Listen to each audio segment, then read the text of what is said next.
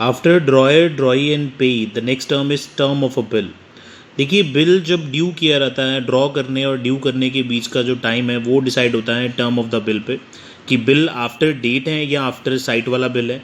After site का मतलब कि जब बिल सामने वाला एक्सेप्ट कर लेगा उसके बाद से उसका ड्यू पीरियड जो है वो स्टार्ट होगा, जबकि आफ्टर डेट के बेसिस पे ये होता है कि जिस टाइम पे हमने बिल ड्रॉ कर दिया है उसी दिन से बिल का जो मैच्योरिटी पीरियड है वो स्टार्ट हो जाता है।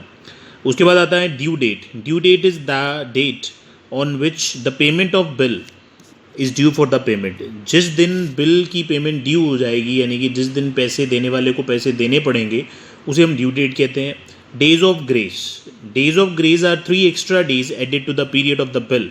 देखिए, हर बिल की पेमेंट के लिए 3 डेज ऑफ ग्रेस दिए जाते हैं, जिसमें ये ज़रूरी है कि आप उसको 3 दिन एक्स्ट्रा दें। It is a custom to add the days of grace. ठीक है जी, ये ज़रूरी है कि आप उसको 3 दिन एक्स्ट्रा देंगे बिल की पेमेंट के लिए। Days of grace means 3 days of grace.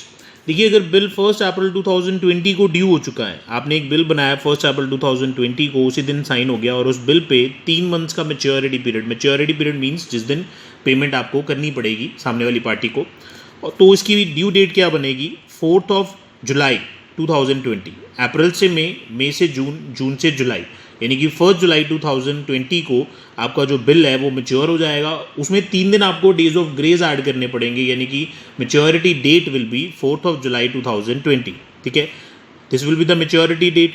अगर 4 जुलाई को कोई नेशनल या पब्लिक हॉलीडे है, मीन्स कोई भी पब्लिक हॉलीडे जैसे जिसके बारे में हमें पता होता है, जैसे 15 अगस्त है एक पब्लिक हॉलीडे वाला दिन, 2 अक्टूबर या संडे है, तो वो जो मैच्योरिटी डेट होगी वो एक दिन पहले की हो जाएगी, यानी कि 3 जुलाई को जिसने पेमेंट करनी है उसको पैसे देने पड़ेंगे।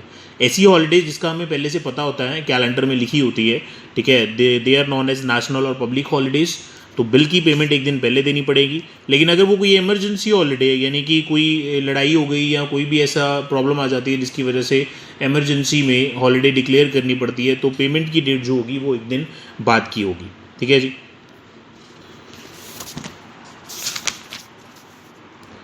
Next thing is promissory note. Bill of exchange की तरह प्रोमिसरी नोट की भी कंडीशन सेम है।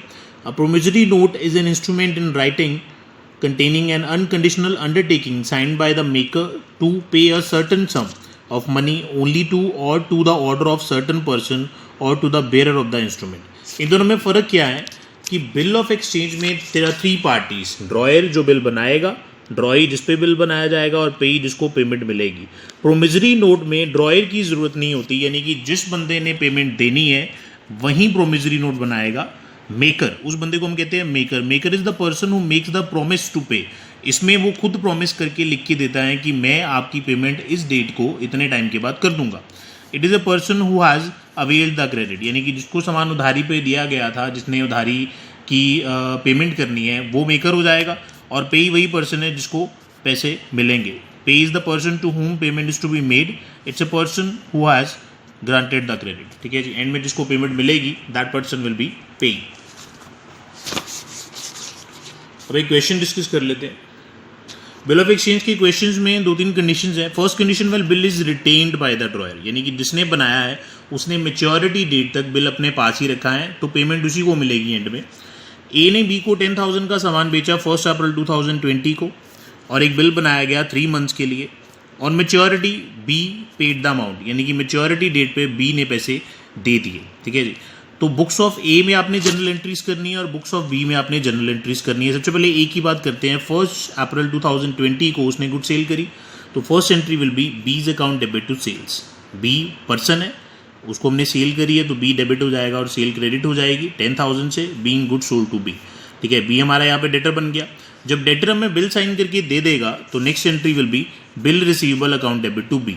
ठीक है जी। इस एंट्री से क्या हुआ, बी एज डेटर बाहर चला गया और हमारे पास एसेट में क्या आ गया, बिल रिसीवेबल। बिल रिसीवेबल जो होता है, वो जो डॉक्यूमेंट है वो हमारा एसेट है, क्योंकि उसके बेसिस पे हमें पेमेंट मिलने वाली है। तो second entry will be bill receivable account debit to B, जब बिल ने एक्सेप्टेंस दे दी हमें। उसके बाद सीधा पेमेंट वाली डेट पे आएंगे हम, यानी कि 4 जुलाई 2020। 3 मंथ्स के लिए बिल ड्यू किया गया था। अप्रैल से मई, मई से जून और जून से जुलाई, 3 मंथ्स कंप्लीट हो जाते हैं 1 जुलाई को। 3 डेज ऑफ ग्रेस ऐड करके मैच्योरिटी डेट आपकी बनेगी 4 जुलाई 2020।